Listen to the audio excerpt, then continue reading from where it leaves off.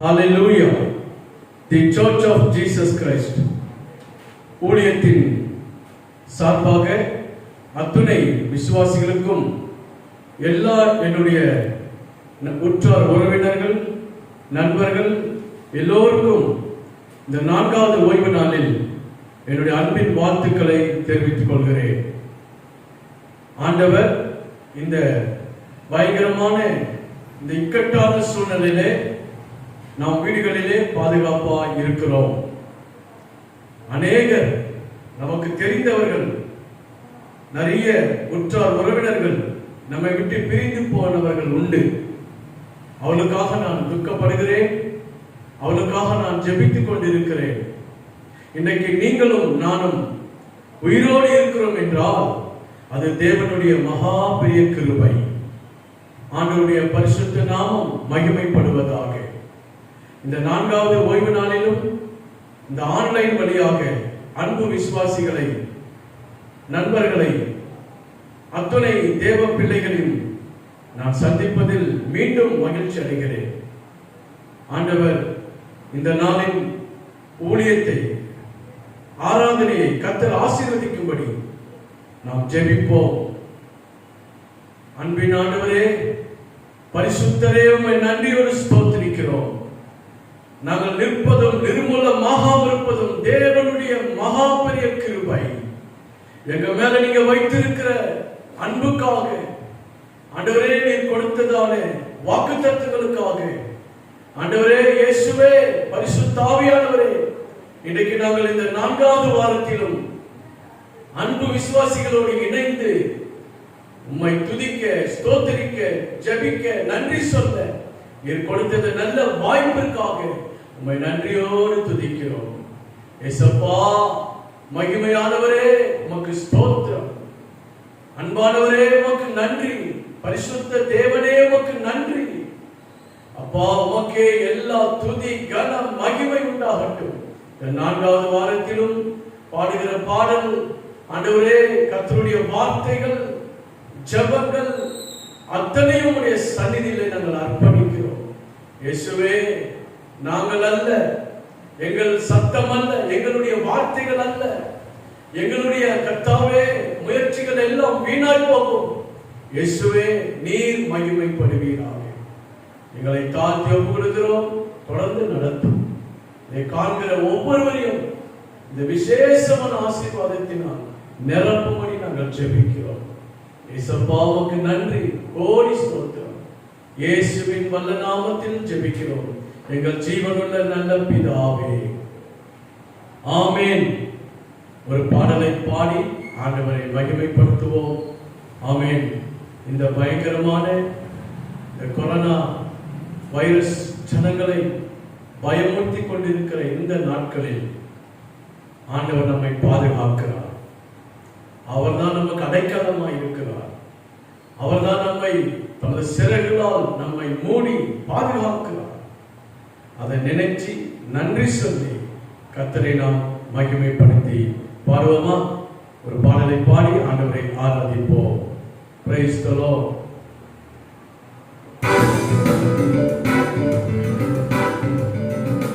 ஆமென். ஸ்தோத்திரம்.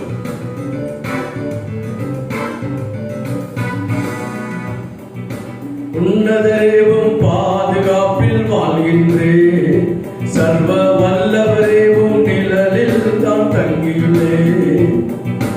உன்னதரேவும் பாதுகாப்பில் வாழ்கின்றேன், சர்வ வல்லவரேவும் நிழலில் தான் தங்கியுள்ளேன். புகலிடமே, அடைக்கலமே, கோட்டையே, நம்பிக்கையே,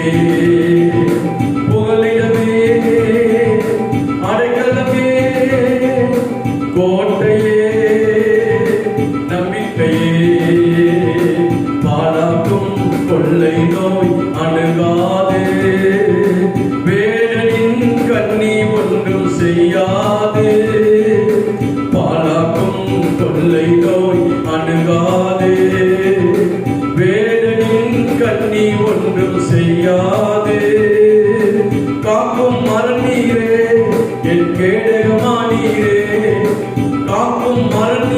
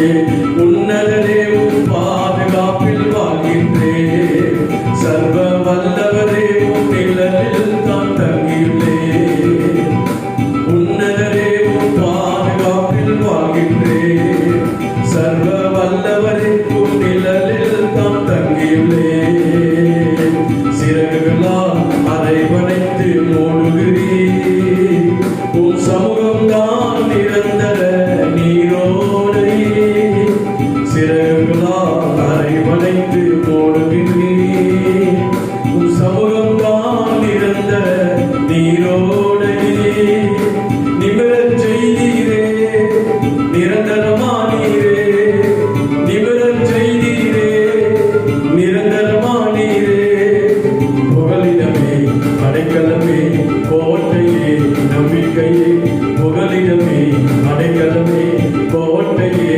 நம்பிக்கையே உன்னதரே உம் பாதுகாப்பில் வாழ்கின்றேன் வல்லவரே உம் நிழலில் தான் தங்கியுள்ளே பகவல்லரும் உன்னதரே உம் பாதுகாப்பில் வாழ்கின்றேன் சர்வ வல்லவரே உம் நிழலில் தான் தங்கியுள்ளே கர்த்தரிடத்தில் வாஞ்சையாயிருப்பதா விடுதலையும் ஜெய வாழ்வும் எனக்குண்டு கர்த்தரிடத்தில் வாஞ்சையாயிருப்பதா விடுதலையும் ஜெய வாழ்வும் எனக்குண்டு நாமம் அறிந்ததினால் உயர்வு உண்டாகும் நாமம் அறிந்ததினால் உயர்வு உண்டாகும் புகலிடமே அடைக்கலமே கோட்டையே நம்பிக்கையே புகலிடமே அடைக்கலமே கோட்டையே நம்பிக்கையே உன்னதரே உம் பாதுகாப்பில் வாழ்கின்றேன் எல்லாம் சொல்லுங்க உன்னதரே உம் பாதுகாப்பில் வாழ்கின்றேன் சர்வ வல்லவரே உம் நிழலில் தான் தங்கியுள்ளேன் உன்னதரே உம் பாதுகாப்பில் வாழ்கின்றேன் சர்வ வல்லவரே உம் நிழலில் தான் தங்கியுள்ளேன் ஆமென் ஸ்தோத்திரம் நன்றி ஆண்டவரே நீர் எங்களை பாதுகாக்கிற தேவன் ஆண்டவரே நீர் எங்களை மறைத்து நிழல் போல எங்களை எப்போதும் எங்களுக்கு கூடவே வருகிற தேவன் இயேசுவே நீர் நல்லவர் நீர் சொன்னதை செய்கிறவர் உமக்கு கோடி ஸ்தோத்திரம் ஒரு நாள் நாங்கள் வெட்கப்படுவதில்லை ஒரு நாள் நாங்கள் தோற்று போவதில்லை இயேசுவே உம்மை நம்பினவர்கள் கைவிடப்படுவதில்லை உம்முடைய நாமத்தை அறிந்தவர்கள் ஆண்டவரே அவர்கள் தோற்று போவதில்லை அவர்கள் கைவிடப்படுவதில்லை இயேசுவே உமக்கு நன்றி இந்த 4வது வாரத்திலும் எங்களை தாழ்த்தி அர்ப்பணிக்கிறோம் தொடர்ந்து கர்த்தருடைய வார்த்தைகளை இன்றைக்கு விசேஷமாக நீர் ஆசீர்வதியும் ஆண்டவரே இந்த நாள் எங்களுக்கு ஒரு நல்ல ஒரு ஆண்டவரே ஆத்துமாவிலே விடுதலையும் மகிழ்ச்சியும் எங்களுக்கு ஒரு ஆண்டவரே பலனையும் இன்றைக்கு நீ விசேஷமாய் பேசுகிற வார்த்தைகளுக்காக கோடி ஸ்தோத்திரம் நீரே மகிமைப்படும் ஆசீர்வதி இதை கேட்கிற ஒவ்வொருவரையும் ஆசீர்வதி இதன்படியே நாங்கள் தினந்தோறும் நடந்து கொள்ள அதை எங்கள் வாழ்க்கையில ஆண்டவரை கை கொள்ள கர்த்தர் கிருபை செய்யும் ஆசீர்வதி இயேசுவின் நாமத்தில் ஜெபிக்கிறோம் எங்கள் ஜீவனுள்ள நல்ல பிதாவே ஆமென் ஹல்லேலூயா கர்த்தருடைய நாமம் மகிமைப்படுவதாக இந்த நாட்களிலே யாரா இருந்தாலும் கண்டிப்பாக மாஸ்க் அணிந்தால்தான் அவர்கள் இந்த கொரோனாவுக்கு தப்பித்துக் கொள்வார்கள் என்று அரசாங்கம் திட்டவட்டமாய் சொல்லுகிறது. ஆகவே வீட்டை விட்டு வெளியே போகும்போது கண்டிப்பாக மாஸ்க் அணிவது நமக்கு நல்லது, பாதுகாப்பு. இன்றைக்கு இந்த உலகத்துல டிவியில அல்லது யார் நம்ம ரோடுகளிலே பார்த்தாலும் 50% தான் மாஸ்க் அணிகிறார்கள். அதுல 14% தான் முழுசா மூக்கை மூடி மாஸ்க் போடுறார்கள். மற்றவெல்லாம் மூக்கை கீழே ஸ்டைலா போட்டுட்டு இருக்கிறார்கள். இதனால கண்டிப்பாக கொரோனாவை ஒழிக்க முடியாது. ஆகவே நானும் கூட மாஸ்க் அணிந்திருக்கிறேன். இப்போ இங்க யாரும் இல்லாததுனால இந்த மாஸ்கை நான் கலட்டி உங்களோட இந்த மாஸ்கை பற்றி தான் நான் பேச போகிறேன். கர்த்தருக்கு ஸ்தோத்திரம். மாஸ்க் அணிவது நம்ம எல்லாருக்கும் பாதுகாப்பு.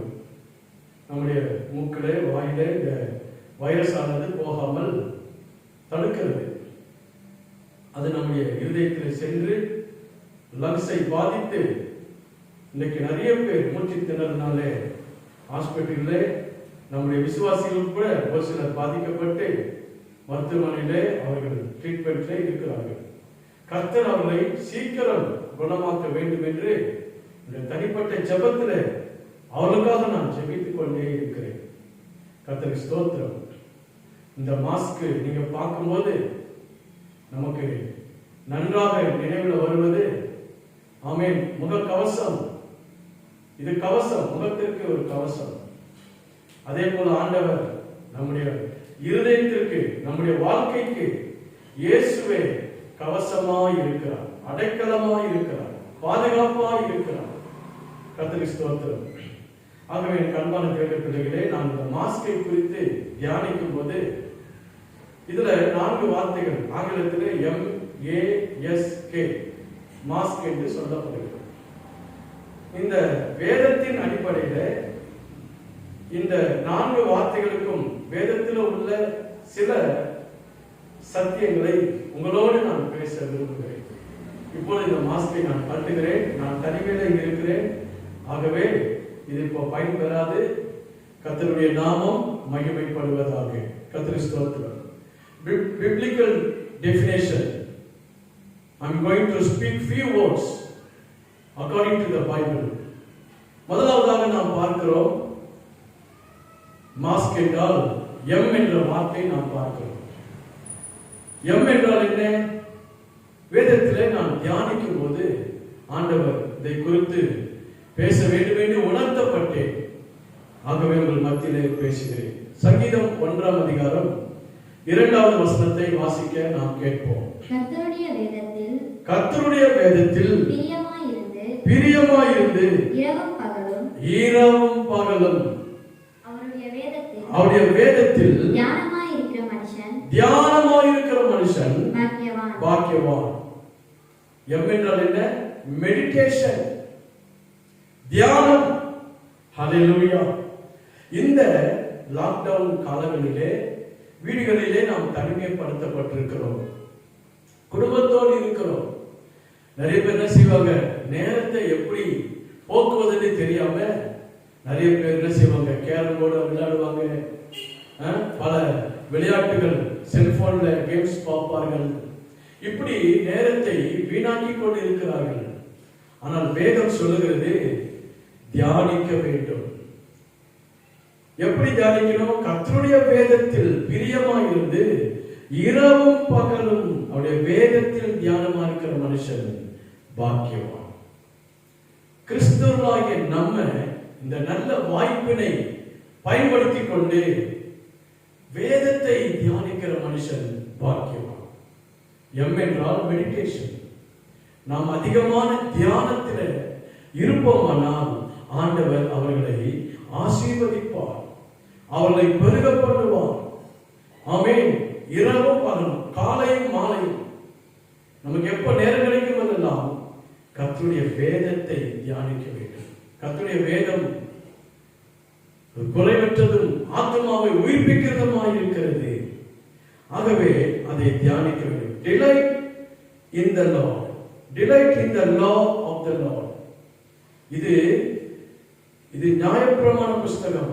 இது தேவனால் கொடுக்கப்பட்ட கட்டளைகள், வார்த்தைகள், தேவனுடைய சட்ட புஸ்தகம்.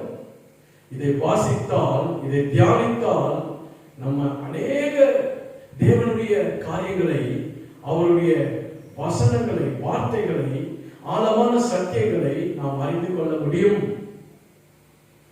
பழைய ஏற்பாடு முழுவதும் லா, சட்டம்.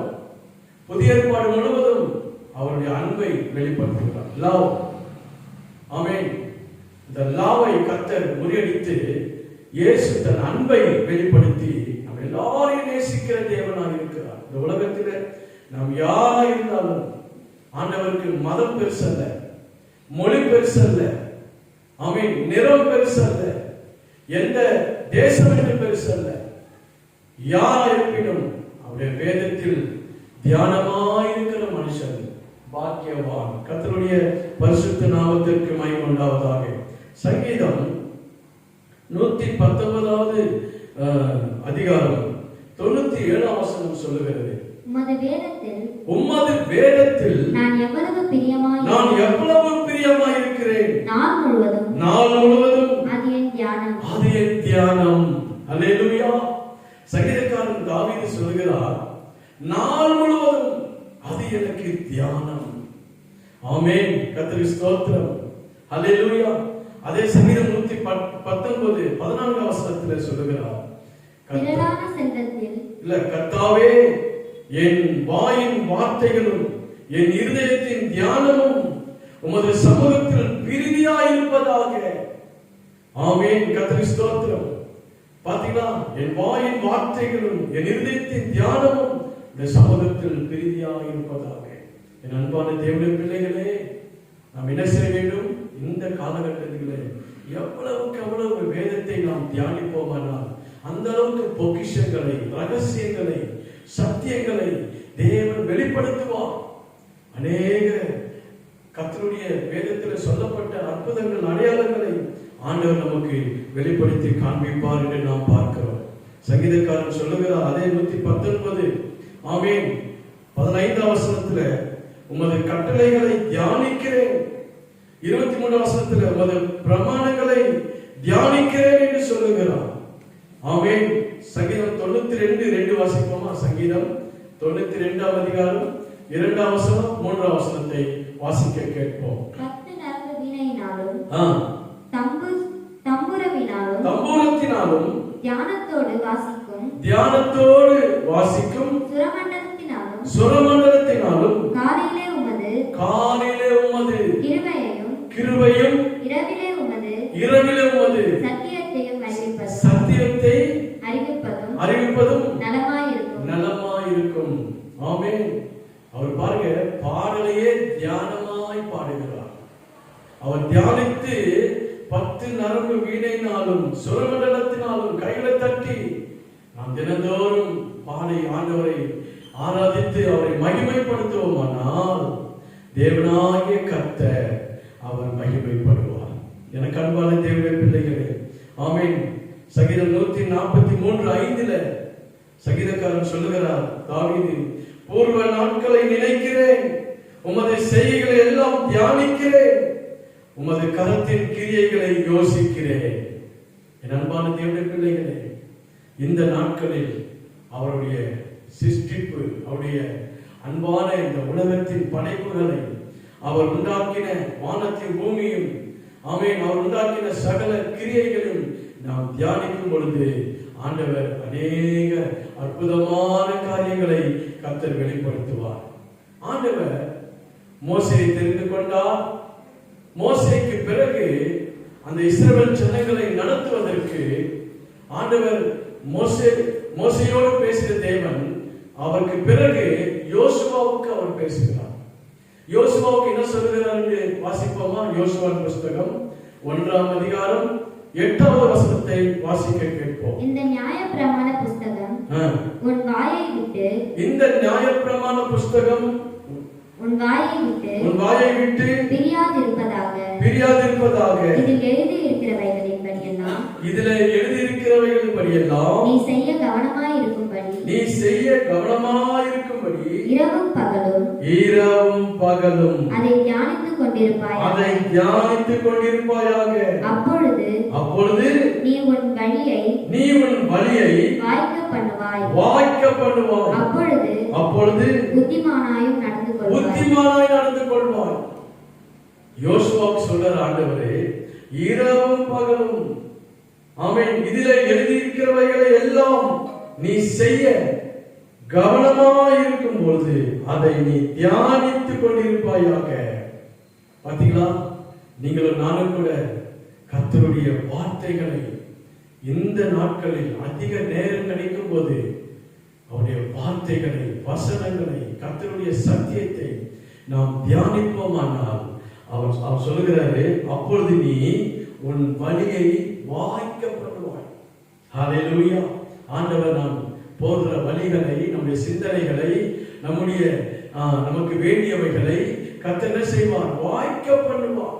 அவர் வாய்க்க பண்ணுவார். அவர் இல்லாம நம்ம என்னதான் முயற்சி செய்தாலும், எவ்வளவுதான் நம்ம சரீரத்தில் பிரயாசப்பட்டாலும், நம்ம எவ்வளவுதான் தேவனுடைய ஆசீர்வாதம் இல்லாம முன்னேறி செல்லலாம் என்று நினைத்தால் ஒரு நாளும் அது வாய்க்கவே வாய்க்காது. எனக்கு அன்பான தேவனுடைய பிள்ளைகளே, அவருடைய வார்த்தைப்படி நாம் நடந்து, அவருக்கு கீழ்ப்படிந்து, அவருடைய சத்தியங்களை கைக்கொண்டு, அப்பொழுது இரவும் பகலும் நாம் தியானமாய் இருப்போம் என்றால், அப்பொழுது உன் வழிகளை கர்த்தர் வாய்க்க பண்ணுவார். உன் பிசினஸை வாய்க்க பண்ணுவார். உன்னுடைய வீட்டின் காரியங்களை ஒழுங்குபடுத்துவார். உன்னுடைய பிள்ளைகளை கர்த்தர் ஏற்ற காலத்தில் உயர்த்துவார். ஆண்டவர் நீ எதை செய்கிறாயோ அதை வாய்க்க செய்வார். சக்சஸ் ஆய் மாற்றுவார். ஆண்டவர் அதை ஜெயமாய் மாற்றுவார். வேதம் சொல்லுகிறது, அப்பொழுது புத்திமானாயும் நடந்து கொள்வாய். இந்த உலகத்தில் புத்திமானாய் நடக்கிறார்களா? ஆமென், ஸ்தோத்திரம். அவர் செய்கிற சில சம்பவங்களை நம்ம பார்க்கும்போது புத்தி இல்லாத சில காரியங்களை இந்த உலகத்தில் ஜனங்கள் செய்வதை பார்க்கும் பொழுது மனதுக்கு மிக வேதனையாக இருக்கிறது. எனக்கு அன்பான தேவனுடைய பிள்ளைகளே, ஆகவே தியானிக்கிற மனுஷன் பாக்கியவான். ஆமென். கர்த்தர் ஸ்தோத்திரம். ஈசாக்கு, ஆபிரகாமுடைய குமாரன் ஈசாக்கு, ஆமென், மாலை நேரத்தில் என்ன செய்தான்? அவன் தியானிக்கும்படி வயலுக்கு சென்றான். தினந்தோறும் அவனுக்கு நல்ல ஒரு பழக்கம் இருந்தது. அவன் மாலை நேரத்தில் போய் வயல்களில் உட்கார்ந்து ஆபிரகாமின் தேவன், தன் தகப்பன் சொல்லிக் கொடுத்த அந்த தேவன், யெகோவா தேவனை குறித்து தியானித்தான். அவனுடைய வாழ்க்கை ஆசீர்வாதமாய் மாறினது. எனக்கு அன்பான தேவனுடைய பிள்ளைகளே, கர்த்தருக்கு ஸ்தோத்திரம். இந்த உலகத்தில் கண்டுபிடித்த அத்தனை கண்டுபிடிப்புகளும் அது உடனே நடந்து விடவில்லை. கர்த்தருக்கு ஸ்தோத்திரம். விமானத்தை கண்டுபிடித்தவர்கள் பறவையை பார்த்தான். அந்த பறவை எப்படி பார்க்கிறது, அதனுடைய சூழ்நிலை என்ன, அது எவ்விதமாய் ரெக்கைகளை அடித்துக் கொண்டு பறக்கிறது என்று யோசித்தான். ரைட் பிரதர்ஸ், யோசித்தான், சிந்தித்தான், தியானித்தான், விமானத்தை கண்டுபிடித்தான். எனக்கு அன்பான தேவனுடைய பிள்ளைகளே, கர்த்தருக்கு ஸ்தோத்திரம். தாமஸ் ஆல்வா எடிசன், ஆமென், பல்பை கண்டுபிடித்தான், மின்சாரத்தை கண்டுபிடித்தான். ஆமென். 999 முறை தோற்று போனான். ஆனாலும் விடவே இல்லை, முயற்சி செய்தான். அவன் கடைசியாக ஜெயம் பெற்றான், மின்சாரத்தை கண்டுபிடித்தான். இன்னைக்கு அந்த மின்சாரத்தை தான் இந்த உலகம் எங்கும் கூட இன்னைக்கு அனுபவித்துக் கொண்டிருக்கிறது. அது தேவன் கொடுத்த ஞானம். அவர்கள் செய்த தியானம் அவர்களை அந்த அளவுக்கு உயர்த்தினதை நாம் பார்க்கிறோம். ஆமென், ஸ்தோத்திரம். சார்லஸ் பாபியேஜ் என்று சொல்லப்படுகிற கம்ப்யூட்டரை கண்டுபிடித்தான். இன்னைக்கு அதே கம்ப்யூட்டர் எந்த அளவுக்கு டெக்னாலஜியில வளர்ந்து அதை தியானித்தபடினாலே சிறிது சிறிதாக அந்த ஞானமானது வளர்ந்து வளர்ந்து தியானித்த அந்த தியானமானது இன்னைக்கு அந்த கம்ப்யூட்டர், செல்போன் அளவில் இன்னைக்கு நம்முடைய கைகளில அந்த டெக்னாலஜி அதை வளர்ந்து எவ்வளவு ஒரு உலகத்தையே ஒரு செல்போன்ல பார்க்கிற அளவுக்கு அறிவு வளர்ந்திருக்கிறது. ஏன்? என்ன காரணம்? இவர்கள் எல்லாரும் கூட ஆண்டவருடைய பிள்ளைகள், கர்த்தர் மேல் விசுவாசம் உள்ளவர்கள், ஜெபித்தார்கள். ஆமென். யூதர்கள் அநேக கண்டுபிடிப்புகளை கண்டுபிடித்து இந்த உலகத்திற்கு பயனுள்ளதாக மாற்றி இருக்கிறார்கள். எனக்கு அன்பான தேவனுடைய பிள்ளைகளே, நீங்களும் நானும் கூட தியானிப்போம் ஆனால், அவருடைய வசனத்தை, வார்த்தைகளை தியானிப்போம் ஆனால், கர்த்தர் உங்களை, என்னையும், நம்ம எல்லாரையும் ஆண்டவர் பாக்கியவான்களாய் மாற்றுவார். மெடிடேஷன். மாஸ் கேட்டால் முதலாவது எம், மெடிடேஷன். இரண்டாவதாய் நாம் பார்ப்போம் ஆனால் ஏ. ஏ என்றால் என்ன? ஆல்மைட்டி காட், சர்வ வல்லமையுள்ள தேவன். கர்த்தருடைய பரிசுத்த நாமத்திற்கு மகிமை உண்டாகுது. நம்முடைய தேவன் யார் தெரியுமா? சர்வ வல்லமையுள்ள தேவன், ஆல்மைட்டி காட். ஆமென். முதலாவதாக ஆபிரகாமுக்கு மெல்கிசேதேக்கு என்ன செய்தான்? பிரதான ஆசாரியன் வந்து சந்தித்த பொழுது அந்த உன்னதமான தேவன், the most high God, அந்த தேவனை குறித்து அவன் மேன்மையாய் சொன்னான். அந்த உன்னதமான தேவன் உன்னை ஆசீர்வதிப்பார், உன்னுடைய பிரயாணத்தை வாய்க்க பண்ணுவார், நீ செய்கிற எல்லாவற்றையும் ஆண்டவர் நடத்துவார். அந்த தேவன், உன்னதமான தேவன், the most high God will bless you, உன்னை ஆசீர்வதிப்பார் என்று சொன்ன பொழுது ஆபிரகாம் அவருக்கு காணிக்கைகளும் தசமபாகமும் கொடுத்ததை நாம் பார்க்கிறோம். அது எங்கே வாசிக்கிறோம்? கர்த்தருடைய பரிசுத்த நாமத்திற்கு ஆதியாகமம் 14ஆம் அதிகாரம் 18, 19, 20. அந்த உன்னதமான தேவன் என்கிற வார்த்தை முதலாவது பைபிள்ல பேசப்பட்ட இடம் இந்த இடத்துல தான். கர்த்தருக்கு ஸ்தோத்திரம். ஆதியாகமம் 18வது 14ஆம் அதிகாரம் 18, 19, 20 வசனம். அன்றியும் உன்னதமான தேவனுடைய ஆசாரியனாயிருந்த சாலேமின் ராஜாவாகிய மெல்கிசேதேக்கு அப்பமும் திராட்சரசமும் கொண்டு வந்து அவனை ஆசீர்வதித்து வானத்தையும் பூமியையும் உண்டாக்கியவராகிய உன்னதமான தேவனுடைய ஆசீர்வாதம் ஆபிரகாமுக்கும் உண்டாவதாக. உன் சத்துருக்களை உன் கையில் ஒப்பு கொடுத்த உன்னதமான தேவனுக்கு, பாத்தீங்களா, உன்னதமான தேவனுக்கு ஸ்தோத்திரம் என்று சொன்னான். இவனுக்கு ஆபிரகாம் எல்லாவற்றிலும் தசமபாகம் கொடுத்தான், காணிக்கை கொடுத்தான். ஏன்? உன்னதமான தேவன் உன்னை ஆசீர்வதிப்பார். Almighty God. இந்த மாஸ்க்ல இரண்டாவது வார்த்தை உன்னதமான தேவன், the most high God, உன்னை ஆசீர்வதிப்பார். இன்னைக்கு நான் சொல்றேன், அந்த உன்னதமான தேவன் உங்களையும் ஆசீர்வதிப்பார். ஏன் தெரியுமா? அவர் உன்னதமான தேவன். அவருக்கு ஒப்பானவர் யாரும் இல்லை, அவருக்கு நிகர் யாரும் இல்லை. இந்த பூமியிலே வானத்திலே அவருடைய நாமம் இல்லாமல் வேறொரு நாமம் இல்லை. ஹல்லேலூயா. அந்த உன்னதமான தேவன் உனக்காக இருக்கும் பொழுது நாம் ஏன் பயப்பட வேண்டும்? மரணத்தை கண்டு ஏன் அஞ்ச வேண்டும்? ஏன் நாம் துக்கப்பட வேண்டும்? உன்னதமானுடைய மறைவு நமக்கு இருக்கிறது. அதனால சங்கீதக்காரன் மோசே எழுதினதான அந்த சங்கீதம் 91ஆம் அதிகாரத்தை நாம் எடுத்துக்கொள்வோம். கர்த்தருக்கு ஸ்தோத்திரம். சங்கீதம் 91ஆம் அதிகாரத்தில் சொல்லப்பட்டது இருக்கிற வார்த்தைகள் மிகவும் பிரயோஜனமான. இந்த சங்கீதத்தை நிறைய பேர் பாரம்பரியமா வாசிப்பாங்க. யூதர்கள் இரவு நேரத்தில் இதை வாசிப்பாங்க. இது ஒரு பாதுகாப்பான சங்கீதமா நினைச்சு நிறைய பேர் இந்த சங்கீதத்தை மனப்பாடமா கூட சொல்லுவாங்க. சின்ன பிள்ளைங்க மனப்பாடமா சொல்லுவாங்க. ஆனா நான் சொல்றேன், இப்படி மனப்பாடமா உதட்டினால சொல்வதனால எந்த பயனும் இல்லை, அதனால எந்த பிரயோஜனம் இல்லை. எனக்கு அன்பான தேவனுடைய பிள்ளைகளே, இந்த சங்கீதம் 91ஆம் அதிகாரம் மோசேயினால் கொடுக்கப்பட்டது. கர்த்தருக்கு ஸ்தோத்திரம். இந்த சங்கீதம் 91ஆம் அதிகாரம் நமக்கு மிகவும் ஆசீர்வாதமான, மிகவும் நமக்கு நன்மையை கொடுக்கக்கூடிய, பாதுகாப்பு கொடுக்கக்கூடிய சங்கீதமாய் இருக்கிறது. கர்த்தருக்கு ஸ்தோத்திரம். ஹல்லேலூயா. ஆமென். இதுல 16 வசனங்கள் இருக்கிறது. கர்த்தருக்கு ஸ்தோத்திரம். முதல் 2 வசனத்துல அவர் சொல்றாரு பாருங்க. கர்த்தருக்கு ஸ்தோத்திரம். உன்னதமானவரின் மறைவில் இருந்தவன் சர்வ வல்லவருடைய நிழலில் தங்குவான். ஆமென். நான் கர்த்தரை நோக்கி, நீர் என் அடைக்கலம், என் கோட்டை, என் தேவன், நான் நம்பி இருக்கிறவர் என்று சொல்லுவேன். ஆமென். கர்த்தருக்கு ஸ்தோத்திரம்.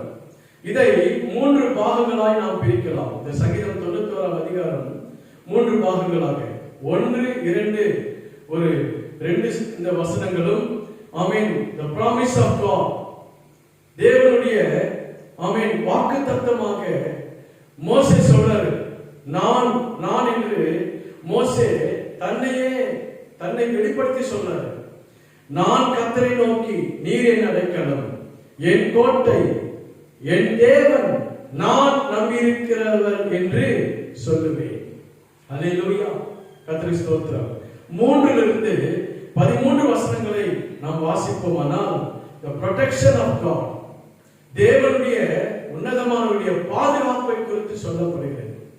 கர்த்தருக்கு ஸ்தோத்திரம். கிட்டத்தட்ட 15 முறை அங்கே என்ன சொல்லப்படுகிறது சொன்னால், அவன் நீ உன் என்று சொல்லப்படுகிறது. நீ எப்படி இருக்கணும், உனக்கு என்ன நன்மை உண்டாகும், உனக்கு எப்படி பாதுகாப்பு உண்டாகும், தூதர்கள் உனக்கு இருக்கிறார்கள், எந்த ஒரு கொள்ளை நோய் உன்னை அணுகாது, எந்த தீவினை துக்கப்படுத்தாது என்று அவர் சொல்லுகிறார். 14, 15, 16 3 வசனங்களை நாம் வாசித்தோமானால் அவனை அவனை என்று சொல்லுகிறார். கிட்டத்தட்ட 10 முறை அவனை அவனை என்று ஆண்டவரே மோசேயை பார்த்து இஸ்ரவேலை பார்த்து நேரடியாக சொல்லுகிறார். கர்த்தருக்கு ஸ்தோத்திரம். ஆமென். ஹல்லேலூயா. 10 முறை சொல்றாரு அவனை, அவர்களை நான் ஆசீர்வதிப்பேன். ஹல்லேலூயா. அவன் என்னிடத்தில் வாஞ்சையாய் இருக்கிறபடியால் அவனை விடுவிப்பேன். என் நாமத்தை அவன் அறிந்திருக்கிறபடியால் அவனை உயர்ந்த அடைக்கலத்தில் வைப்பேன். அவன் என்னை நோக்கி கூப்பிடுவான், நான் அவனுக்கு மறு உத்தரவு செய்வேன். ஆபத்திலே நானே அவனோடு இருந்து அவனை தப்புவித்து அவனை கனப்படுத்துவேன். அவனை நீடித்த நாட்களால் அவனை திருப்தியாக்கி என் ரட்சிப்பை அவனுக்கு காண்பிப்பேன். பாருங்க, முதலாவது மோசே சொல்றாரு நான் என்று தன்னை வெளிப்படுத்துகிறார். இரண்டாவதாக 3-13 வசனங்களை பார்க்கும்போது அவன் உனக்கு நீ என்று சொல்லுகிறார், உங்களுக்கு என்று சொல்லுகிறார்.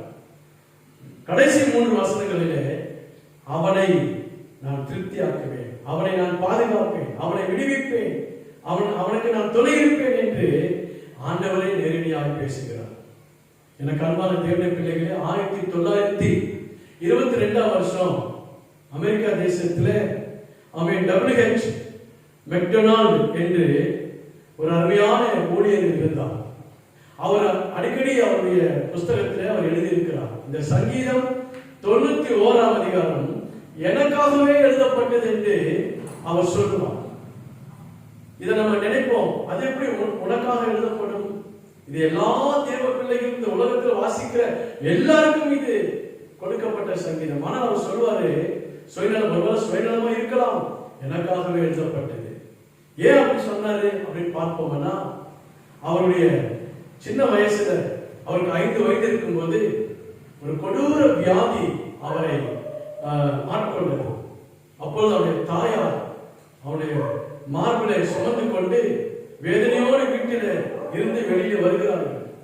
இதற்கு ஏதாவது ஒரு மருந்து கிடைக்குமா, தீர்வு கிடைக்குமா என்று வெளியே வரும்பொழுது அவருடைய அந்த அம்மாவுடைய உறவினர், மாமா என்று வைத்துக் கொள்ளுங்களேன், அவர் எதிரில் வந்தார். எதிரில் வரும்பொழுது அவர் அந்த ஆண்டவர் இந்த சங்கீதத்தை அவர் வாசித்தார். 91ஆம் சங்கீதத்தை வாசிக்கும் பொழுது அவருக்குள்ள ஒரு உணர்வு வந்தது, நீ எழுந்து போ, நீ எழுந்து போய் உன் எதிரே வருகிறவர்களுக்கு இந்த வார்த்தைகளை சொல்லு என்று சொல்லி அவரோடு பேசினபடினாலும் அவர் எழுந்து எதிரே வந்தார். வந்த உடனே அந்த அருமையான தாயாரை பார்த்து அவர் சொன்னாரு, அவன் என்னிடத்தில் வாஞ்சையா இருக்கிறபடியால் அவனை விடுவிப்பேன், என் நாமத்தை அவன் அறிந்திருக்கிறபடியால் அவனை உயர்ந்த அடைக்கலத்தில் வைப்பேன். அவன் என்னை நோக்கி கூப்பிடுவான், நான் அவனுக்கு மறு உத்தரவு செய்வேன். ஆபத்திலே நானே அவனோடு இருந்து அவனை தப்புவித்து அவனை கனப்படுத்துவேன் என்று வார்த்தையை அந்த அம்மாவை பார்த்து சொன்ன உடனே அந்த அம்மாவுக்குள்ள ஒரு சந்தோஷம், ஒரு மகிழ்ச்சி நிரம்பினதுனால அந்த மகன் மேல கையை வைத்து ஜெபம் பண்ணும் பொழுது அந்த பையன், அந்த வியாதி இருந்த பையன் கண்களை திறந்து பார்த்தான். உடனே தலையை தூக்கி ஒரு அம்மாவை நோக்கி பார்த்தான். அந்த அம்மாவுக்கு ரொம்ப சந்தோஷம், ஒரு பெரிய மகிழ்ச்சி அந்த அம்மாவுக்குள்ளே வந்தது, தாயாருக்குள்ளே வந்தது. சில காலம் சென்றது, அந்த அம்மாவுக்கு விசுவாசம் ஆண்டுடைய வார்த்தையில வந்தது. அவர்கள் இயேசுவை நோக்கி ஜெபித்தார்கள். இந்த மெக்டொனால்ட் என்று சொல்லப்படுகிற இந்த வாலிபன் 9 வருடம் கழித்து 14 வயதிலே தன்னுடைய ஆத்மாவை இயேசுவுக்கு ஒப்பு கொடுத்தார். இயேசுவை சொந்த ரட்சகராய் ஏற்றுக்கொண்டார். இயேசுவுக்காக வாழ ஆரம்பித்தார். அப்பொழுது இந்த W.H. மெக்டொனால்ட் என்று சொல்லப்படுகிறவர் அநேக புஸ்தகங்களை எழுத ஆரம்பித்தார். கமெண்ட்ரிஸ், நிறைய விளக்க உரைகளை, அநேக வேதத்தின் அடிப்படையில் இருக்கிற பல புஸ்தகங்களை, கிட்டத்தட்ட 90 அதிகமான புஸ்தகங்களை எழுதியவர். அவர்தான் நல்ல ஒரு போதகராய் ஊழியம் செய்தவர். அவர்தான் இந்த சங்கீதம் எனக்காக எழுதப்பட்டது என்று சொன்னவர் இந்த மெக்டொனால்ட் என்கிறவர்.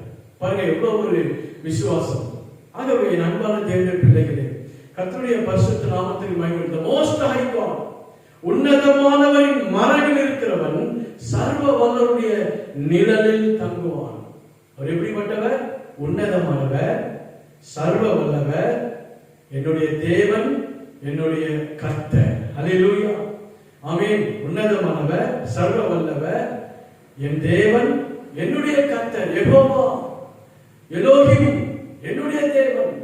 அவர் என் மறைவாய் இருக்கும் போது, அவர் எனக்கு நிழலாய் இருக்கும் போது நான் ஏன் பயப்பட வேண்டும் என்று அந்த மோசே எழுதுகிற இந்த வார்த்தை மேல ஏதோ வாசிப்பதனால அல்ல, விசுவாசத்தில் இந்த வார்த்தைகளை நம்புவோமானால் உன்னதமானவரின் மறைவிலே நாம் இருப்போம். ஆமென். சர்வ வல்லவருடைய நிழல் நமக்கு எப்போதும் துணை இருக்கும். யாருடைய நிழல்? சர்வ வல்லவருடைய நிழல். ஆமென். The Almighty God is the shadow of every human. இந்த உலகத்தில் பல நிழல் இருக்கிறது. சூரியன் உதித்தால், மரத்துக்கு சூரியன் உதித்தால் அது இடது பக்கமோ வலது பக்கமோ நிழல் வரும். ஒரு கட்டிடத்துக்கு மேல் விழுந்தால் அந்த நிழல் நமக்கு எதிரே வரும். மேலே நின்றால் அது கீழே நிழல் படும். ஆனால் இந்த நிழல் எல்லாம் கூட நிரந்தரம் அல்ல. இந்த உலகத்தில் நிரந்தரமான ஒரே ஒரு நிழல், நமக்கு நிழலாய் இருக்கிறவர் நம்முடைய ஆண்டவராய் இயேசு கிறிஸ்து மட்டும். ஹல்லேலூயா, பிரைஸ் தி லார்ட். அவர்தான் நமக்கு எப்போதும் நிரந்தரமான நிழலாய் இருக்கக்கூடியவர். ஹல்லேலூயா. மற்ற நிழல் எல்லாம் நம்மை விட்டு விலகி போகும். ஆதரவுகள் எல்லாம் நம்மை விட்டு விலகி போவார்கள். நமக்கு யாரும் உதவ மாட்டார்கள். ஆனால் இயேசுவானவர் உன்னதமானவருடைய மறைவும் சர்வ வல்லவருடைய நிழலும் எப்போதும் உனக்கு துணையாக இருக்கும். அந்த தேவன் தான் நம்முடைய தேவன். The Almighty God will protect you. ஆமென். அவர் உன்னை பாதுகாப்பார். இந்த கொள்ளை நோயை கண்டு, கொரோனாவை கண்டு பயப்பட வேண்டாம். ஏதோ உதட்டினாலே இதை வாசித்து மறந்துவிட வேண்டாம். விசுவாசிப்போம், உறுதியாயிருப்போம், நம்முடைய வாழ்க்கையை ஆண்டவருக்கு அர்ப்பணிப்போம். எனக்கு ஒரு உன்னதமானவர் உண்டு, எனக்கு ஒரு சர்வ வல்லவர் உண்டு. அவர் எனக்காக எதையும் செய்ய என் ஆண்டவர் வல்லவர். என்னை தப்புவிப்பார், என்னை காப்பாற்றுவார், எனக்கு துணை இருப்பார் என்று நாம் உள்ளத்தில் ஆணித்தரமாய் விசுவாசிப்போமானால் அந்த தேவன் மகத்தானவர் என்று நம்முடைய வாழ்க்கையிலே நாம் அனுபவிக்க முடியும். எனக்கு அன்பான தேவனுடைய பிள்ளைகளே, எத்தனை பெரிய ஆசீர்வாதம். ஆமென்.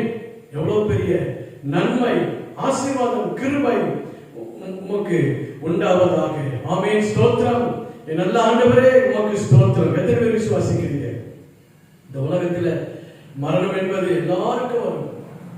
எல்லாருக்கும் மரணம் வரும். அது கொரோனா மட்டுமல்ல, சில விபத்துகள்னால, ஆபத்துகள்னால, சில சமயம் மரணத்தை சிலர் தாங்களே தேடிக்கொள்கிறார்கள்.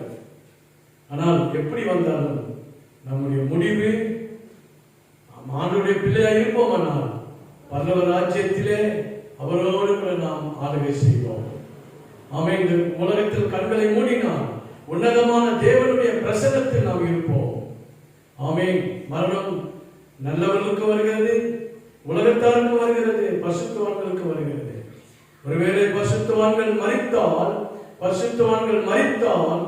ஆமென், ஆண்டவர்களை அழைப்பாரானால் அவர்கள் தேவனோடு கூட இருப்பார்கள். ஒருவேளை உலகத்தார் மரிப்பார்கள், அவர்களையும் கர்த்தர் அழைக்கிறார். ஆனால் அவர்கள் நித்திய நரகத்திலே இருப்பார்கள். எனக்கு அன்பான தேவனுடைய பிள்ளைகளே, கர்த்தருடைய பரிசுத்த நாமம் மகிமைப்படுவதாக. ஆமென். இந்த சங்கீதம் 91ஆம் அதிகாரம் அத்தனை அருமையான ஒரு சங்கீத பகுதி. அதை விசுவாசத்தோடு வாசிப்போம், நம்ம வாழ்க்கையில் அனுபவிப்போம். அவருடைய சத்தியத்தை விசுவாசிப்போம், ஆண்டவர் அதன்படியே செய்வார். 1-2 வசனங்கள் பிரசன்ஸ் ஆஃப் காட். 3 ஆமென் 13 வசனங்கள் வரை ப்ரொடெக்ஷன் ஆஃப் காட். 14 முதல் 16 வரை பிளட்ஜ் ஆஃப் காட். தேவனுடைய ஆமென் அவருடைய அதிகாரம், அவருடைய கையெழுத்து, அவருடைய ஆசீர்வாதம், நாமும் கர்த்தரும் இணைந்து ஒருமனப்பட்டு எந்த காரியம் செய்தாலும் அதுல ஆசீர்வாதம் உண்டு என்று நாம் விசுவாசிப்போம். எனக்கு அன்பான தேவனுடைய பிள்ளைகளே, இந்த சங்கீதத்தை நாம் மறவாமல் மனப்பாடம் செய்வோம், தினந்தோறும் வாசிப்போம். இந்த வாக்குத்தத்தங்களை கர்த்தர் உங்கள் வாழ்க்கையில நிறைவேற்றுவார். மூன்றாவதாக இந்த மாஸ்க் என்கிற வார்த்தை, மூன்றாவது வார்த்தை எஸ். எஸ் என்று சொன்னால் சன் ஆஃப் காட், தேவனுடைய குமாரன். இவர் யார் தெரியுமா? இயேசுவானவர் உன்னதமான தேவனுடைய குமாரன். அவர் நாமம் இயேசு. அவர் மேல் பிதாவானவர் பிரியமாயிருந்தார். அவரை நமக்காக இந்த பூமியிலே இரட்சகராய் அனுப்பினார். He is the savior and he brings salvation. He is the son of God. He is the savior. Those who believe him, they will get salvation and redemption from the sin, and God will bless them. Hallelujah. Mark சுவிசேஷம் 1ஆம் அதிகாரம் 11ஆம் வசனத்தை வாசிப்போம். அன்றியும் நீர் என்னுடைய நேசகுமாரன், அன்றியும் நீர் என்னுடைய நேசகுமாரன், உம்மில் பிரியமாய் இருக்கிறேன், உம்மில் பிரியமாய் இருக்கிறேன் என்று வானத்திலிருந்து ஒரு சத்தம் உண்டாயிற்று. ஆமென். யார் இவர்? நேசகுமாரன். இவர் மேல் கர்த்தர் பிரியமாய் இருக்கிறார் என்று வானத்திலிருந்து சத்தம் உண்டாயிற்று. யார் இவர்? பிரியமான குமாரன். அவர் நாமம் தான் இயேசு. லூக்கா 1ஆம் அதிகாரம் 31-32 இதோ நீ கர்ப்பவதியாகி, மரியாளோடு சொல்லுகிறார், தேவதூதன் சொல்லுகிறார், இதோ நீ கர்ப்பவதியாகி ஒரு குமாரனை பெறுவாய், அவருக்கு இயேசு என்று பெயரிடுவாயாக. அவர் பெரியவராய் இருப்பார், உன்னதமானவருடைய குமாரன் எனப்படுவார். கர்த்தராகிய தேவன் அவருடைய பிதாவாகிய தாவீதின் சிங்காசனத்தை அவருக்கு கொடுப்பார். ஆமென். அல்லேலூயா. யார் இவர்? உன்னதமானவருடைய குமாரன் எனப்படுவார். Son of God. நம்மெல்லாம் எவ்வளவு பாக்கியம் பெற்றவர்கள். பிதாவாகிய தேவன் தன்னுடைய குமாரனையே நமக்காக கொடுத்தார். ஒரே பேரான குமாரனை நமக்காக கொடுத்தார். இந்த உலகத்தில் ஒரு மனிதனுக்காக எதையும் கொடுப்பார்கள், ஆனால் மகனை கொடுப்பாங்களா? ஒரு மகனையே கொடுப்பாங்களான்னு சொன்னா யாரும் கொடுக்க மாட்டார்கள். என் அன்பான தேவனுடைய பிள்ளைகளே, ஆண்டவராகிய பிதாவாகிய தேவன் தன் மகனை நமக்காக பலியாகும்படி, பாவத்திலிருந்து நம்மை மீட்கும்படி, இரட்சகரால் மீட்பரால் நமக்கு ரட்சிப்பை சால்வேஷனை உண்டு பண்ணும்படி தேவனாய் கர்த்தர் தன் குமாரனை நமக்காய் அனுப்பினார். அந்த குமாரனுடைய நாமம் இயேசு. இயேசு என்றால் மீட்பர், இயேசு என்றால் ரட்சகர், விடுவிக்கிறவர். அந்த இயேசு நம்மை ரட்சிக்க காப்பாற்ற வந்தவர். ஒவ்வொரு மனிதனையும் யாராக இருந்தாலும் எல்லார் மேலும் அவர் அன்பாய் இருக்கிறார். அவர் அன்பு அளவில்லாதது, விவரிக்க முடியாதது. அவர் சகல ஜனங்களையும் அன்பு கூறுகிறார். கர்த்தருடைய பரிசுத்த நாமம் மகிமைப்படுவதாக. யோவான் 3ஆம் அதிகாரம் 16ஆம் வசனம் எல்லாருக்கும் தெரிந்த வசனம். தேவன் தம்முடைய ஒரே பேரான குமாரனை விசுவாசிக்கிறவன் எவனோ அவன் கெட்டுப் போகாமல் நித்திய ஜீவனை அடையும்படிக்கு அவரை தந்தருளி இவ்வளவாய் உலகத்தில் அன்பு கொண்டார். தன் குமாரனையே தந்து அவர் தன் அன்பை நமக்காக காண்பித்தார், வெளிப்படுத்தினார். அந்த அன்பு சிலுவை வரை போனது. அந்த அன்பு தன்னுடைய கடைசி சொட்டு ரத்தம் சிந்துகிற வரையிலும் தன் அன்பை வெளிப்படுத்தினார். சகல பாவிகளையும் அவரை நோக்கி பார்த்தார். அவரை நோக்கி விண்ணப்பம் செய்தார். அவர் மன்னித்து அவர்களை நடத்தி செல்வார். அவர்களுக்கு துணை இருப்பார். அவர்களை சமாதானமாய் வாழ வைப்பார். நித்தமும் அந்த இயேசு அவருக்கு துணையாக இருப்பார். என் அன்பான தேவனுடைய பிள்ளைகளே, அந்த குமாரன் நமக்காக பாவங்களை போக்குவதற்காக ரோமர் 8ஆம் அதிகாரம் 3வது வசனம். ரோமர் book of Romans chapter 8 verse 3 3வது வசனம். ஆமென், ஸ்தோத்திரம். அது எப்படி எனில் மாம்சத்தினாலே பலவீனமாயிருந்த நியாயப்பிரமாணம் செய்யக்கூடாததை தேவனே செய்யும்படிக்கு தம்முடைய குமாரனை பாவ மாம்சத்தின் சாயலாகவும்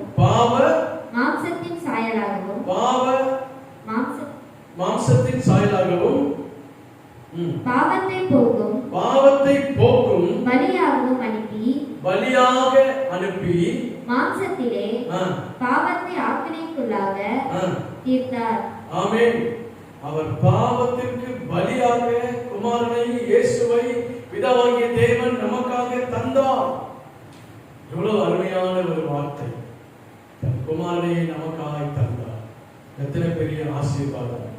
ஆமென், அல்லேலூயா. 1 யோவான் 4ஆம் அதிகாரம் 14ஆம் வசனம் வாசிப்போம். பிதாவானவர் குமாரனை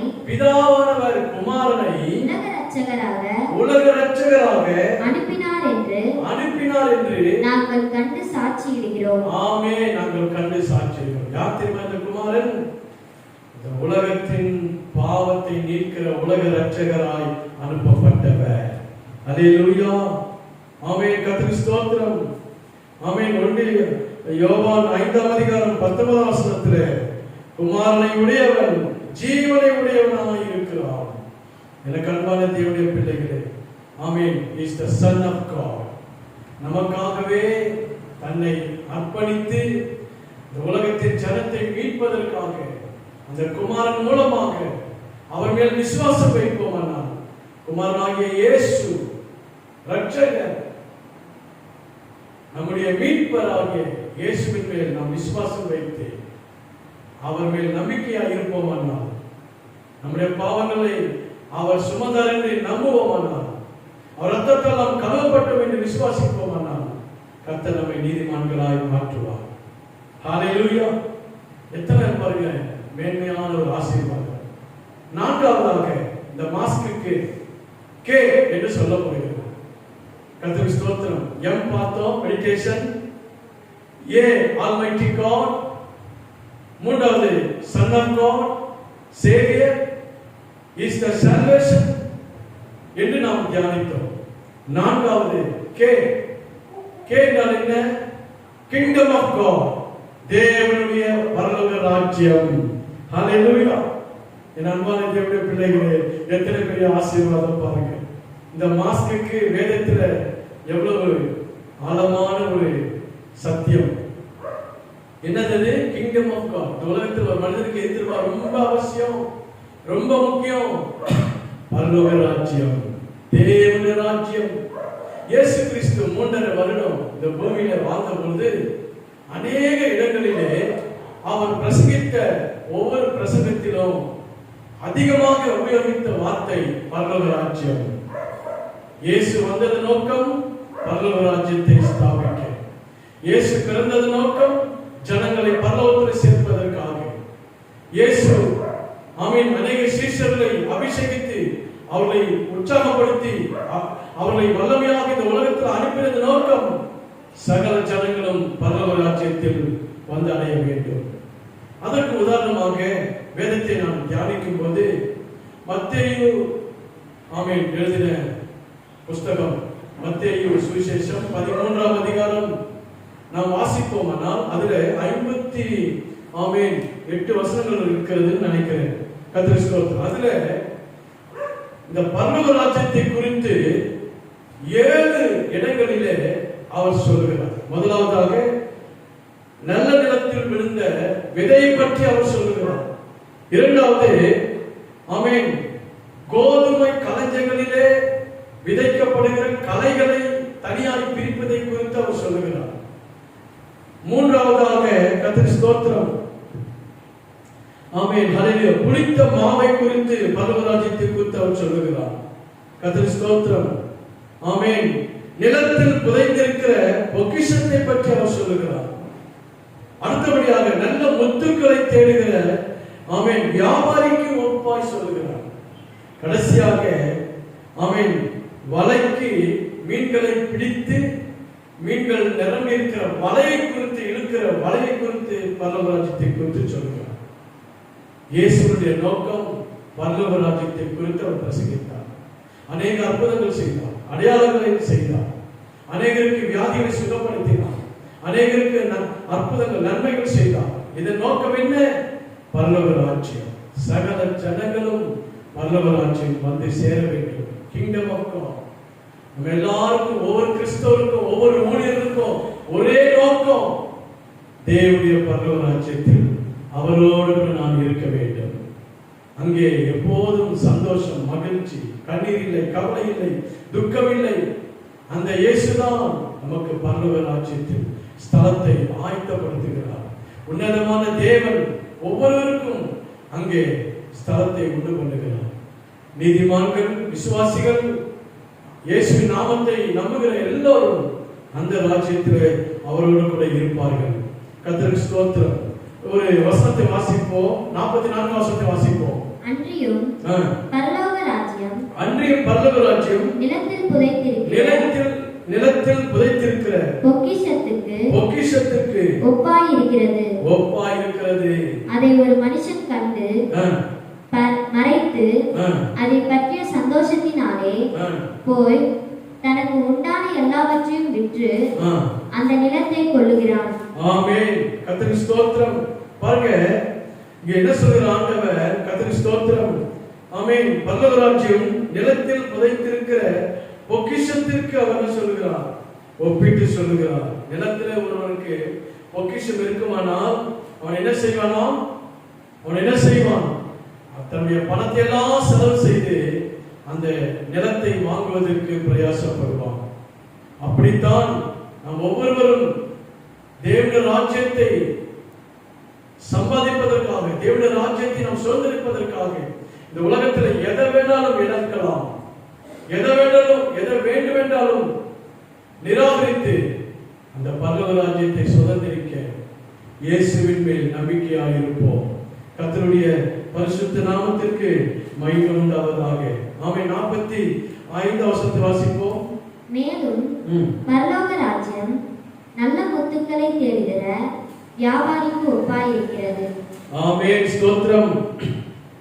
மேலும் பரலோக ராஜ்யம் நல்ல முத்துக்களை தேடுகிற வியாபாரிக்கு ஒப்பாய் இருக்கிறது. அவன் விலை உயர்ந்த ஒரு முத்தை கண்டு போய் தனக்குண்டான எல்லாவற்றையும் விற்று அதை கொள்ளுகிறான். பரலோக ராஜ்யம் எதற்கு ஒப்பாய் இருக்கிறது? நல்ல முத்துக்களை வாங்குகிற வியாபாரிக்கு ஒப்பாய் இருக்கிறது. ஒரு வியாபாரி என்ன செய்வான்? அவன் விலை உயர்ந்த ஒரு முத்தை கண்டு போய் தனக்குண்டான எல்லாவற்றையும் விற்று அதை கொள்ளுகிறான். அப்படித்தான் பாருங்க, இந்த உலகத்துல இன்னைக்கு நிறைய பேர் அந்த பரலோக ராஜ்யத்தை குறித்து சிந்திப்பதே இல்லை. தேவனோடு ஆளுகிற ராஜ்யத்தை குறித்து நினைப்பதே இல்லை. என் அன்பான தேவனுடைய பிள்ளைகள், அந்த ராஜ்யத்தின் நிமித்தம் நாம் பிரயாசப்படுவோம். அந்த ராஜ்யத்தை நமக்கு கொடுப்பதற்காக இயேசு இந்த உலகத்தில் வந்தார். இந்த உலகத்தில் நாம் எதை வேணாலும் இழக்கலாம், ஆனால் இயேசுவை நாம் சம்பாதிப்போம். இயேசுவின் மேல் விசுவாசமாக இருப்போம். இயேசுவை நாம் கண்டுகொள்வோம். இயேசுவை அறிந்து கொள்வோம். அந்த இயேசு இந்த உலகத்திலே எவராலும் யாராலும் கொடுக்க முடியாத, பணம் கொடுத்து வாங்க முடியாத, பணம் கொடுத்து நிலவுக்கு போகலாம், பணம் கொடுத்து நிலங்கள் வாங்கலாம், பங்களாக்கள் கட்டலாம், பணத்தை கொடுத்து ஆமென் மருத்துவ செலவு செய்து உயிரை கூட காப்பாற்றிக் கொள்ளலாம் கொஞ்ச காலம். ஆனால் பரலோக ராஜ்யத்தை பணம் கொடுத்து யாரும் வாங்க முடியாது. அந்த பரலோக ராஜ்யம் வேண்டும் என்றால் ஒரே வழி, அவர்தான் சத்தியம், அவர்தான் ஜீவன், அவர்தான் இயேசு. அந்த இயேசுவின் விசுவாசமா இருக்க வேண்டும். அடுத்தபடி சொல்றாரு பாருங்க, 47 48 வசனம். அன்றியும் பரலோக ராஜ்யம் கடலிலே போடப்பட்டு சகல விதமான மீன்களையும் சேர்த்து வாரிக்கொள்ளும் வலைக்கு வாரிக்கொள்ளும் வலைக்கு ஒப்பாயிருக்கிறது. அது நிறைந்த போது அதை கரையில் இழுத்து உட்கார்ந்து நல்லவைகளை கூடைகளில் சேர்த்து ஆகாதவைகளை எரிந்து போடுவார்கள். ஒரு மீன் வியாபாரம் என்ன செய்வான்? இரவெல்லாம் கஷ்டப்பட்டு வலைகளை போட்டு மீன்களை பிடிப்பான். மீன்களை பிடித்தவுடனே அதை இழுத்து நல்ல மீன்களை ஒரு பக்கம் சேர்ப்பான். தனக்கு பயனில்லாத தேவையில்லாத மீன்களை அவன் என்ன செய்வான்? தூக்கி எறிவான். ஆகாதவைகளை எரிந்து போடுவான். அது போலதான் இந்த உலகத்துல ஆண்டவர் பரலோக ராஜ்யத்துல என்ன செய்வார் தெரியுங்களா? வாசிப்போம் 49 வசனம். இப்படியே உலகத்தின் முடிவிலே நடக்கும். தேவதூதர்கள் புறப்பட்டு நீதிமான்களின் நடுவிலிருந்து பொல்லாதவர்களை பிரித்து அவர்களை அக்கினி சூளையிலே போடுவார்கள். அங்கே அழுகையும் பற்களிப்பும் உண்டாயிருக்கும் என்றார். ஹல்லேலூயா. பாருங்க, இப்படித்தான் ஆண்டவர் கடைசி நாட்களிலே இந்த கொரோனா காலத்தில் நாம் சிந்திக்க வேண்டும். எனக்கு அன்பான தேவனுடைய பிள்ளைகளே, இன்னைக்கு பணம் என்று பொருள் என்று இந்த உலகத்தை மேன்மையாக நினைச்சு பெருமிதமாய் வாழ்ந்தவர்கள் இன்னைக்கு கொரோனாவுக்கு பயந்து கொண்டிருக்கிறார்கள், மரணத்துக்கு பயந்து கொண்டிருக்கிறார்கள், பாதுகாப்பாக இருக்கிறார்கள். ஏன்? அவர்கள் எப்படியாக வாழ்ந்திட வேண்டும் என்று நினைக்கிறார்கள். இந்த உலகத்தில் எல்லாருக்கும் முடிவு வரும். அந்த முடிவில அந்த வாழ்க்கையின் முடிவில எங்கே போவார்கள், அவருடைய ஆத்மா எங்கே போகும் என்று நாம் சிந்திப்போமானால் பரிசுத்தவான்கள், விசுவாசிகள், ஆண்டவர்கள் விசுவாசம் உள்ளவர்கள் நல்ல தேசமாகிய தேவனுடைய ராஜ்யத்தில், பரலோக ராஜ்யத்தில் அவர்கள் நீதிமான்கள் சேர்க்கப்படுவார்கள். ஆமென். ரட்சிக்கப்படாதவர்கள், உலகத்தாரோ, பயனில்லாதவர்கள், ஆத்மாவை கெடுத்துக் கொண்டவர்கள் அக்கினி சூளையிலே போடுவார்கள். அங்கே அழுகையும் பற்கடிப்பும் உண்டாயிருக்கும் என்றார். இயேசுநாதர் சீசர்களுக்கு இந்த ஓமைகளை சொல்லி பரலோக ராஜ்யத்தை குறித்து எவ்வளவு அழகா வெளிப்படுத்தி இருக்கிறார் என்று நாம் சிந்தித்து பார்க்க வேண்டும். The kingdom of God is very very important for every human. Everyone enter into the kingdom of God. தேவனுடைய ராஜ்யமே நம்ம எல்லாருக்கும் மிகவும் ஆமென் தேவையான ஒன்று. அந்த ராஜ்யத்தை, தேவனுடைய ராஜ்யத்தை சம்பாதிப்போம். மாஸ்க் என்றால் இப்ப புரியுதுங்களா? எம் என்றால் மெடிடேஷன், தியானம். ஏ என்றால் சர்வ வல்லவர், உன்னதமான தேவன், ஆல்மைட்டி காட். அவரை நாம் விசுவாசிப்போம், அவரை நம்புவோம், அவரை ஏற்றுக்கொள்வோம். மூன்றாவதாக, இந்த உலகத்தில் அந்த உன்னதமான தேவன் தன் மகனையே, குமாரனையே நமக்காக தந்து இந்த உலகத்திலே ரத்தம் சிந்தி சிலுவையிலே மரிப்பதற்காக பிதாவாகிய தேவன் குமாரனை நமக்கு அனுப்பினார். அந்த குமாரனை உடையவன் ஜீவனை உடையவன். அந்த குமாரனை விசுவாசிக்கிறவன் ரட்சிக்கப்படுவான். ஆமென். நான்காவதாக கிங்டம் ஆஃப் காட், பரலோக ராஜ்யம்.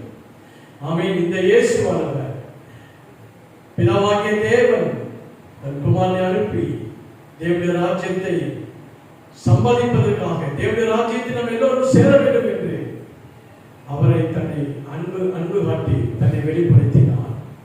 ஆமென். இந்த தேவனை தியானிப்போம், மாஸ்க் அணிவோம், இந்த உலகத்தின் கொரோனாவை தடுத்து நிறுத்துவோம். ஆவிக்குரிய முகக்கவசம் வேதத்தில் சொல்லப்பட்டபடியே நம்முடைய இருதயத்திலே தியானிப்போம். நம்முடைய பாவங்களை மூடுவோம். ஆண்டவருடைய இயேசுவின் பிள்ளையாய் மாறுவோம். அப்பொழுது இயேசுவானவர் அவர் கொடுத்த வாக்குத்தத்தத்தின்படியே உங்களுக்கு துணையாக இருப்பார், உங்களை ஆசீர்வதிப்பார். இந்த வார்த்தைகள் உங்களுக்கு மிக பயனுள்ளதாய் ஆசீர்வாதமாய் இருக்கும் என்று நான் விசுவாசிக்கிறேன். கண்ணை மூடி ஜெபம் பண்ணுவோமா? நல்ல ஆண்டவரே, எங்கள் பரிசுத்தமுள்ள அப்பா இயேசுவே, உமக்கு ஸ்தோத்திரம். இந்த கொரோனாவுக்கு தப்பிக்க முகக்கவசம், மாஸ்க் அவசியம். அதே போல ஆண்டவரே, இந்த ஆவிக்குரிய சத்தியமாகிய மாஸ்க் வார்த்தையிலிருந்து இந்த 4 வார்த்தைகளை தியானிக்க நீர் கொடுத்த கிருபைக்காய் ஸ்தோத்திரம். இவைகள் எங்களுக்கு பயனுள்ளதாய் மாறட்டும். நாங்கள் தினந்தோறும் உம்மை தியானிக்க ஆல்மைட்டி காட், சர்வவல்லமையுள்ள தேவன் மேல் விசுவாசம் வைத்து நீர் அனுப்பின குமாரனை விசுவாசித்து அந்த பரலோக ராஜ்யத்தை சுதந்திரிக்கிறவர்களாக எங்கள் எல்லோரையும் ஆண்டவரே நீர் மாற்ற வேண்டும் என்று நாங்கள் தாழ்மையாக ஜெபிக்கிறோம். இந்த 4வது வாரத்திலும் எங்களை தாழ்த்தி அர்ப்பணிக்கிறோம். இதை காண்கிற ஒவ்வொருவரையும் பேர் பேராக ஆசீர்வதியும். யாரெல்லாம் மருத்துவமனையில் இந்த கொரோனாவில் ட்ரீட்மெண்ட்ல இருக்கிற எல்லோரையும் நீர் சுகமாக்கும், மரணங்களை தடுப்பீராக, இந்தியாவை காப்பாற்றுவீராக, இந்த தமிழ்நாட்டை, சென்னை நீர் காப்பாற்றுவீராக, அண்டை மாநிலங்களை, அண்டை மாவட்டங்களை கர்த்தர் ரட்சிப்பீராக. இயேசுவே உம்முடைய நாமம் மகிமைப்படட்டும். எங்களை தாழ்த்தி அர்ப்பணிக்கிறோம். ஆசீர்வதி. இயேசுவின் வல்ல நாமத்தில் ஜெபிக்கிறேன் எங்கள் ஜீவனுள்ள நல்ல பிதாவே. ஆமென். அல்லேலூயா. Praise the Lord.